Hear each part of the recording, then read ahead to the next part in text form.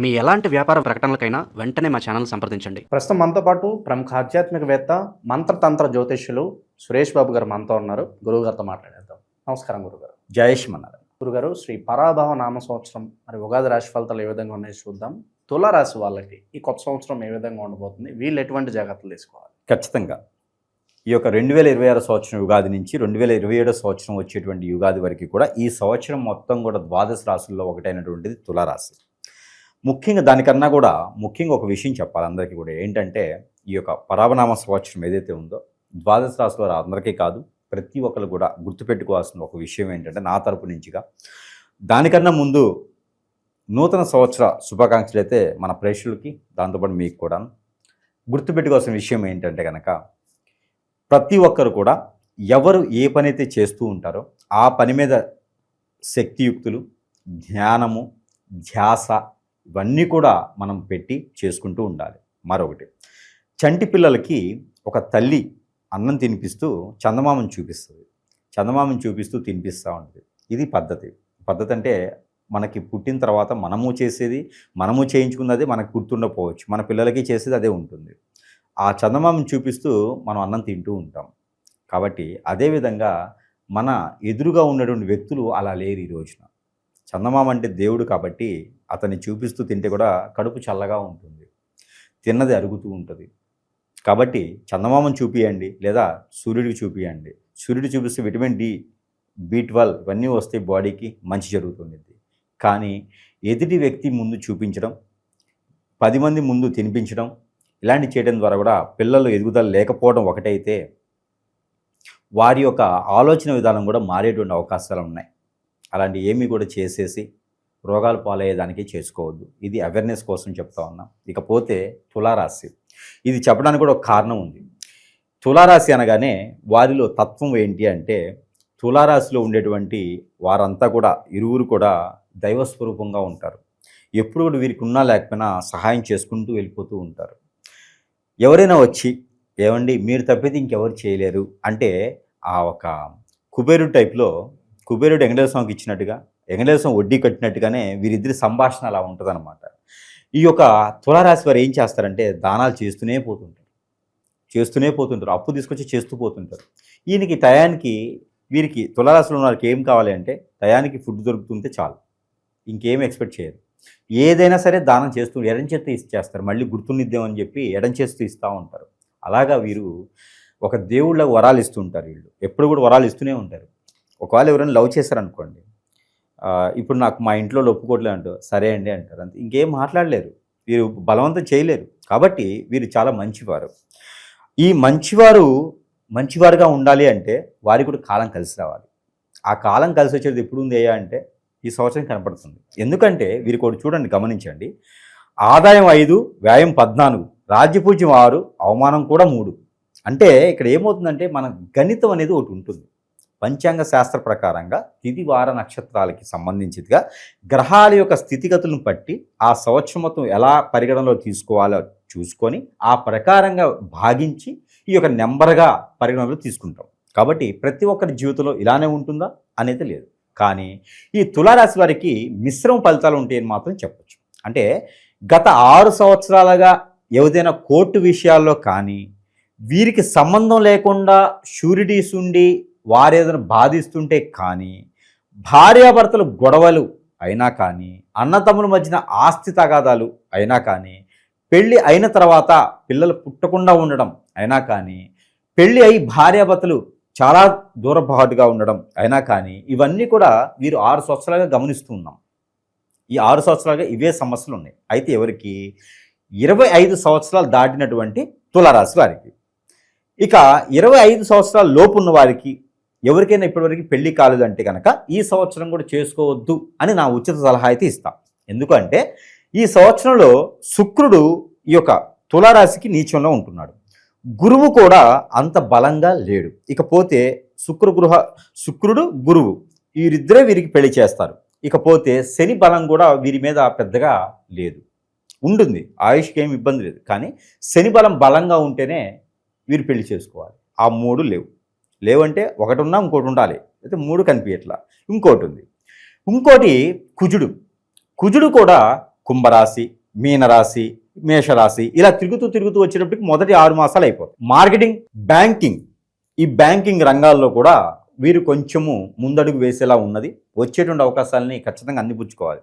పంచాంగంలో ఉంది, అందరం చెప్తున్నారు. పంచాంగ శ్రావణాలు చూసాము, ఎంతోమంది రాసినటువంటి పంచాంగాలు చూసాము. ఈ గురువుగారు ఎందుకు వెరైటీగా చెప్తున్నారు, అందులోనేమో ఆదాయం 5 ఉంది, ఖర్చు ఏమో దాదాపుగా 14 కనిపిస్తోంది, ఇక నేను సంపాదించేది ఏంది, అప్పు తెచ్చి పెట్టాలా అనుకునేటువంటి ఆలోచన అందరికీ ఉంటుంది. కానీ ఇక్కడ మనము పంచాంగ శ్రావణం అనేది ఏంటంటే ఓవరాల్గా ఉండేటువంటి గ్రహఛాయ. ఇప్పుడు మనకి తులారాశిలో 3 సంవత్సరాల బాలుడు ఉంటాడు, వాడి ఖర్చులు ఏముంటే ఆదాయమే ఉంటుంది. అలానే 60 సంవత్సరాలు పెద్ద ఆయన ఉంటారు, ఆయన ఖర్చులు ఏమంటే ఆదాయమే ఉంటుంది. 30 సంవత్సరాలు ఉన్నటువంటి పిల్లవాడు ఉంటాడు, ఆ 30 సంవత్సరాలు ఉన్నటువంటి వారు ఒకళ్ళు ₹1,00,000 సంపాదిస్తారు, ఒకళ్ళు 3 లక్షలు సంపాదిస్తారు, ఒకళ్ళు 30,000 సంపాదిస్తారు. అంటే వారి వారి ఒక చేసేటువంటి వృత్తుల పరంగా వారి వారి గోచార ప్రకారంగా కూడా మనం చూసుకోవాలి. మరొకటి, వీరికి వచ్చేటువంటి భార్యో, భర్తో, పిల్లలో, తల్లిదండ్రి యొక్క అదృష్టమో ఉంటుంది, ఇది కూడా చూసుకోవాలి. అంటే పంచాంగంలో ఉన్నది ప్రతి ఒక్కటి మనకు అవుతుందా అనేది ఉండదు. పర్సనల్ హరస్కోప్ అనేది ఒకటి ఉంటుంది. ఇప్పుడు తులారాశి వాళ్ళు ఉన్నప్పుడు కలెక్టర్ ఒకరు ఉన్నారు, బిల్ కలెక్టర్ ఒకరు ఉంటారు, సీఎం ఒకరు ఉంటాడు, అన్సీఎం ఒకరు ఉంటారు. కాబట్టి అందరికీ ఒకటే రకమైనటువంటి అదృష్టం అనేది ఉండదు. ఇది మాత్రం ప్రతి ఒక్కరు గుర్తుపెట్టుకోండి. ఇకపోతే ఈ సంవత్సరంలో ముందుకు వెళ్ళాలంటే కనుక మనం చెప్పినటువంటి రంగాల్లో ముందుకు వెళ్తే వారు స్థిరస్థాయిగా నిలదొక్కుకోవడానికైతే ఒక అవకాశం అనేది మాత్రం కనపడుతుంది. కాబట్టి వీరు ఈ సంవత్సరంలో పెళ్లి చేసుకోకపోవటమే మంచిది. వచ్చేటువంటి యుగాది తర్వాత వీరు పెళ్లి చేసుకోవచ్చు. లేదండి మా అబ్బాయికి 34 సంవత్సరాలు వచ్చినాయండి, మా అమ్మాయికి 29 సంవత్సరాలు వచ్చినాయండి, ఇంకా అసలు ఆగలేమండి అంటే పెళ్ళి అయినా కూడా ఆగలేరు. పెళ్ళయ్యాక దూరమయ్యే కన్నా పెళ్లి చేసుకోకపోవడం మంచిది. ఇంకో సంవత్సరం అయితే కొంపలు మునగవు. కాబట్టి పెళ్ళి అనేది చేసుకోకపోకుండా ఈ సంవత్సరంలో ఏం చేయాలంటే మంచి వనరులు వెతకాలి, ఆదాయం వచ్చే వనరులు వెతకాలి, పార్ట్నర్షిప్ వ్యాపారాలు వెతకూడదు. అలానే ఈ యొక్క పరాభనామ సంవత్సరంలో మీకు పోయినటువంటి పేరు, ప్రఖ్యాత, హోదా, డబ్బు, పలుకుబడి ఏవైతే ఉన్నాయో, 6 సంవత్సరాల నుంచి పోయినటువంటి ఏవైతే ఉన్నాయో అవన్నీ నిలదొక్కుకోవాలి. మీకు గత 4 సంవత్సరాల క్రితమే, ఇది 2022-23 సంవత్సరాల్లోనే మీరు విదేశానికి వెళ్ళాల్సినటువంటి అదృష్టం ఉంది. అప్పుడు మీరు వెళ్ళలేదు, ఎందుకంటే మీకున్నది పాస్పోర్ట్ కూడా దానం చేసి ఉన్నారు. కాబట్టి అదంతా కూడా మళ్ళీ మీకు అందిపుచ్చుకునే విధంగా ఈ సంవత్సరం కష్టపడాలి.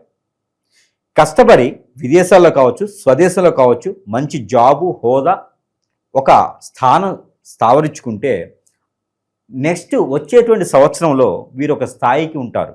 మా అబ్బాయి ఇది చేస్తున్నారని మీ నాన్నగారు, మీ అమ్మగారు బలగుద్ది చెప్పటానికి ఒక ఆలోచన ఉంటుంది. లేదా ఆడపిల్ల అయితే మా అమ్మాయి టీచర్ చేస్తుందండి, కలెక్టర్ చేస్తుందండి అని చెప్పేసి మేము కట్నం ఇవ్వమండి అని చెప్పి ఎదురు కట్నం లాగొచ్చు. అలాంటిది మంచి మ్యాచ్ దొరుకుతుంది. అబ్బాయి మంచిగా ఉంటాడు, అమ్మాయి మంచిగా ఉంటుంది. అప్పుడు 7 తరాల పాటు అన్యోన్యంగా ఉంటుంది. తులారాశి వారి ఇంట్లో ఒకరు సెట్ అయ్యారు అంటే, ఒకరు పెళ్లి చేస్తున్నారంటే బాధ్యత, కుటుంబ గౌరవం, అమ్మాయి తరపున అబ్బాయి తరపున విరువురికి కూడా చూసుకోగలటువంటి కెపాసిటీ అన్నీ ఆయన మీదే ఉంటాయి. బాధ్యత, బరువులు కూడా ఆడపిల్లైనా ఆవిడ మీదే ఉంటాయి. కాబట్టి ఏదైనా వేసే అడుగు చాలా తొందరపాటు కాకుండా ఆలోచించుకొని వేసుకోవాలి.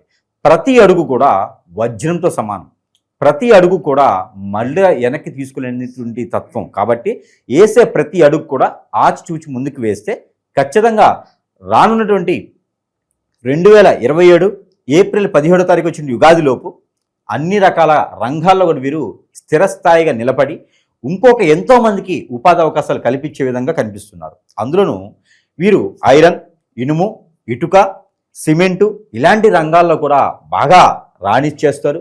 రియల్ ఎస్టేటు వ్యాపారాల్లో బాగా వృద్ధి చెందుతారు. ఫ్యాషన్ డిజైనర్, బొటిక్, అలానే బ్యూటీ పార్లర్స్, ఫ్యాన్సీ షాప్స్, పచారీ షాప్స్, సూపర్ మార్కెట్స్, మర్చెంట్స్, అలానే ఎక్స్పోర్ట్స్, ఇంపోర్ట్. కుటుంబ వాతావరణం ఏ విధంగా ఉంటుందంటారు? భార్యాభర్తల మధ్య అనుబంధం కావచ్చు, ఓవరాల్గా ప్రేమ, ఇదంతా కూడా వీరికి ప్రేమ అనురాగాలు బాగానే ఉంటాయండి. వీరికి ఒక్కోసారి చికాకు వచ్చేసి వెళ్ళిపోతూ ఉంటారు.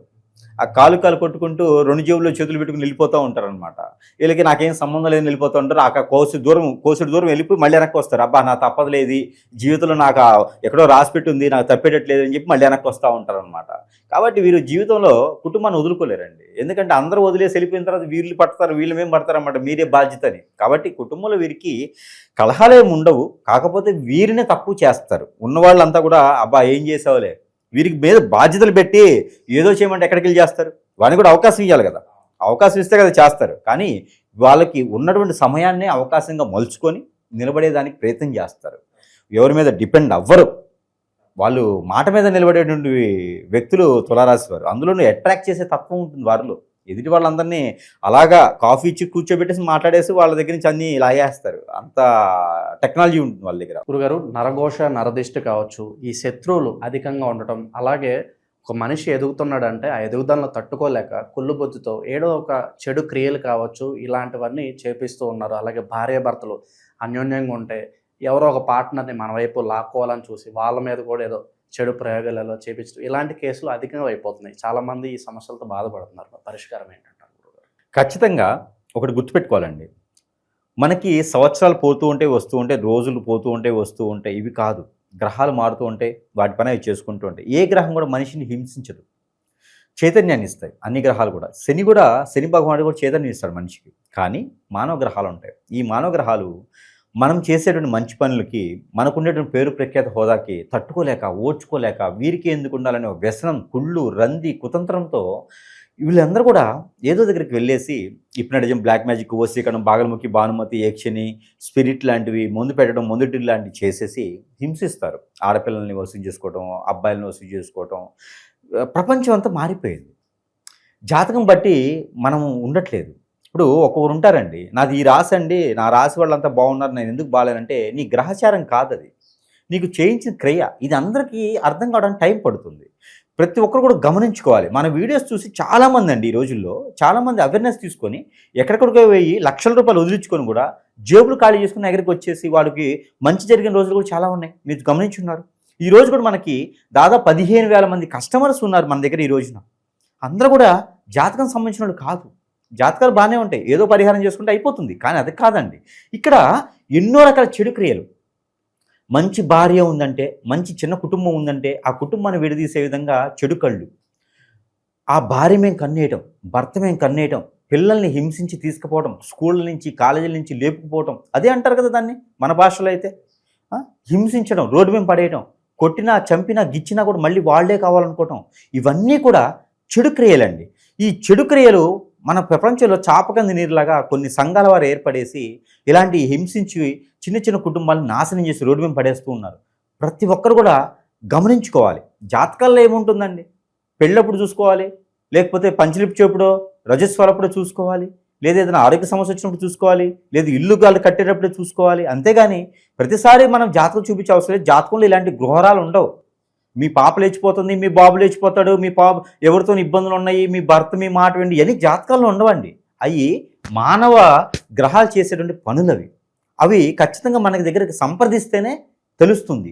మనం ఏంటంటే వాటికి విరుగుడు చేసేదనుకున్నాం. మనము అలాంటివన్నీ బాధపడే వారికి మన దగ్గర వారికి విరుగుడు కూడా దొరుకుతుంది. ఎంతోమంది వారు మేలు పొందారు. అలాంటి వారు ఎవరైనా ఉంటే కూడా ఖచ్చితంగా సంప్రదిస్తే వారికి మనం చేదోడు వాదోడుగా ఉండం. కానీ ఖచ్చితంగా వారు వెనకైతే మనం ఉండి ఖచ్చితంగా వారికి మంచి చేసేదానికి ప్రయత్నం అయితే మాత్రం ఖచ్చితంగా చేసేదానికి మనం చూద్దాము. మరొక విషయం ఏంటంటే కనుక ప్రతి ఒక్కరు కూడా జాగ్రత్తగా ఉండాలి. మన విషయాలు, పర్సనల్ విషయాలు ఎవరు కూడా షేర్ చేయకూడదు. మా బాబు ఇట్లా, మా పాప ఇలాగా, మా ఆయన ఇలాగా, మా భర్త ఇలాగా, మా భార్య ఇలాగా అని చెప్పి ఎవరికి షేర్ చేయకూడదండి. పర్సనల్గా ఉన్నంత వరకు క్లుప్తంగా ఉంటుంది. అప్పటికే మనము తట్టుకోలేని బాధ. ఒక 10 మంది ముందు మనం తినకూడదు అంటే మన విషయాలు ఇంకోటి చెప్పకూడదని అర్థం. ఇలా జాగ్రత్తగా ఉంటే కనుక అన్యోన్యంగా ఉండేదానికి, చిన్న ఫ్యామిలీ ఎదిగేదానికి ఉంటుంది. లేదంటే మాత్రము బతుకు బస్ స్టాండ్ అయిపోతుంది. సినిమా పేరు కాదండి, మన జీవితాలు అలా అయిపోతాయి. కాబట్టి ప్రతి ఒక్కరు కూడా చాలా జాగ్రత్తగా ఉండాలి, క్లుప్తంగా ఉండాలి, క్లారిటీగా ఉండాలి, అబద్ధాలు చెప్పకుండా నీతిగా బతుకుతూ చేసుకుంటూ ఉండాలి. ఇంకా ఏదైనా సమస్య వస్తే కనుక సంప్రదిస్తే వారికి సంబంధించినటువంటి పరిహారం అయితే వారికి ఖచ్చితంగా చేసేదానికైతే మనం ఉన్నాం. అలా గురుగారు, ప్రతి రాశి వాళ్ళు కూడా చిన్న చిన్న మార్పులు చేసుకోవడం ద్వారా వాళ్ళ జీవితంలో మనం అభివృద్ధిలో వెళ్తానికి అవకాశం ఉంటుంది. ఈ సంవత్సరం ప్రత్యేకంగా ఎలాంటి మార్పులు చేసుకోవడం ద్వారా వీళ్ళకి బాగుంటుందంట?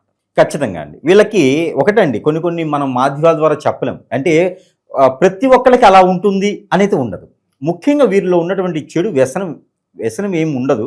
చెడు అలవాట్లు ఉంటాయి కొన్ని. వీరిలో చెడు అలవాట్లు ఏంటంటే ఫుడ్ ప్రియులు వీళ్ళు. ఆహార ప్రియులు అనమాట. ఏదైనా ఫుడ్ ఎక్కడైనా మంచి దొరికితే కనుక దాన్ని తినాలి అనే ఒక ఆలోచనతో వీరు ఏం చేస్తున్నారో అర్థం కాదు, కాన్షియస్లో ఉండరు. అలానే వీరికి అన్ని రకాల అలవాట్లు కూడా అవలోచనాలు ఉంటాయి, చాలా మందిలో ఉంటాయి. అవి మానుకుంటే కొంతమేర వీరికి ఇబ్బంది లేకుండా ఉంటుంది. వీరి సంసారము, కుటుంబము, జీవితము, వీరి మీద బాధ్యత ఇచ్చిన వారు, వీరికి మంచితనంతో ఉండేవారు అందరూ కూడా ఒకే ఒక్క వ్యసనంతో అందరూ దూరం అవుతారు. కాబట్టి అలాంటి వ్యసనాలు ఏమైనా ఉంటే దూరం చేసుకుంటే అందరు దగ్గర అవుతారు. అన్ని విషయాలు, అన్ని రకాల వనరులు వీరికి దగ్గరికి వస్తాయి. కాబట్టి అలాంటి చెడు వ్యసనాలుంటే దూరం అవ్వాలి. ఆ చెడు వ్యసనం వీరికి దూరం అవ్వలేదా, ఆ చెడు వ్యసనం వల్ల వీరికి రావాల్సినవన్నీ దూరం అయిపోతూ ఉంటాయి. కాబట్టి ఆ చెడు వ్యసనం ఏమిటి అని అడగవచ్చు. ఆ చెడు వ్యసనం వీరికి ఎక్కువగా ఏమి ఉండదండి. వద్దురా బాబు వాళ్ళతో అనుకుంటే వాళ్ళతో మాట్లాడతారు. వాళ్ళు మంచి వాళ్ళనే కదని నీకు తెలుస్తుంది, కానీ నీ చుట్టూ ఉండే వాళ్ళకి వాళ్ళు మంచి వాళ్ళు కాదు అని అందరూ తెలుస్తుంది. కానీ 10 మంది ఏం చెప్తే అదే నిజం.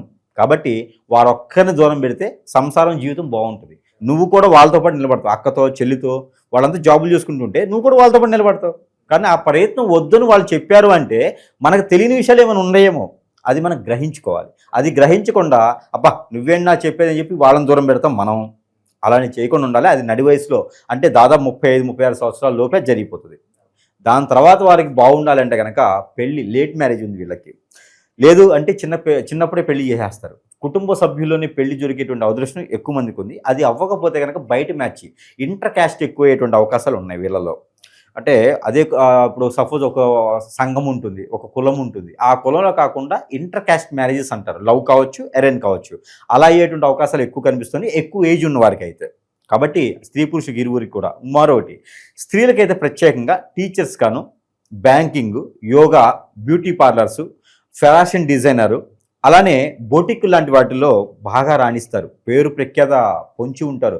ఇంకోటి ఉంది, సినీ రంగం కూడా వీరికి అద్భుతంగా ఉంటుంది. స్త్రీలకైతే కనుక, తులారాశిలో పుట్టిన స్త్రీలకి సినీ రంగం కూడా అద్భుతంగా ఉంటుంది. కాబట్టి ఇలాంటి ప్రయత్నాలు చేస్తే అదృష్టం అనేది ఖచ్చితంగా వస్తుంది. కాబట్టి పెళ్లి మాత్రం దయచేసి పోతేనే మంచిది. మరి ఈ సంవత్సరం ఇంకా బాగా విశేషంగా వీళ్ళు కలిసి రావాలంటే ఎలాంటి పరిహారాలు బాగుంటాయి అంటారు వీళ్ళకి? ఖచ్చితంగా వీరికి ఈ యొక్క యుగాది నుంచి 2027 సంవత్సరం ఏప్రిల్ 17వ తారీఖు వచ్చేటువంటి యుగాది వరకు కూడా ఈ సంవత్సరం రోజుల పాటు కూడా వీరు ఒక చిన్న చిన్న పరిహారాలు చేసుకుంటే సరిపోతుంది. దాంతోపాటు ఇంకేదైనా సమస్యలు ఉన్నాయి, గురువుగారు చెప్పినట్టు కాకుండా ఇంకా బాధిస్తున్నాయి మమ్మల్ని, ప్రతిరోజు ఏడుపాల్సి వస్తుంది, పెళ్ళి అవ్వట్లేదు, భార్యభర్త దూరం అవుతున్నారు, ఇట్లా చాలా రకాల సమస్యలు ఉంటాయి. ఇలాంటివన్నీ కూడా ఉన్నాయంటే కనుక ప్రతి ఒక్కరు మన దగ్గరికి వచ్చేటువంటి ఇది అయితే ఉండదు. ఎక్కడెక్కడో ఉంటారు, విదేశాల్లో ఉంటారు. ప్రతి ఒక్కటి చిన్న చిన్న విషయాలకి అన్నీ కూడా రావాలంటే కూడా లక్షల రూపాయలతో కూడినటువంటి విషయం నా ఫీజు తర్వాత. కాబట్టి వీరందరికీ కూడా మనం ఏంటంటే మన వంతుగా కొన్ని వస్తువులు అయితే కనుక వారి సమస్యను బట్టి ఆ సమస్యకి పరిష్కార మార్గంగా కొన్ని వస్తువులు అయితే మాత్రం ఖచ్చితంగా వారికి ఇచ్చేదానికి ఉన్నది.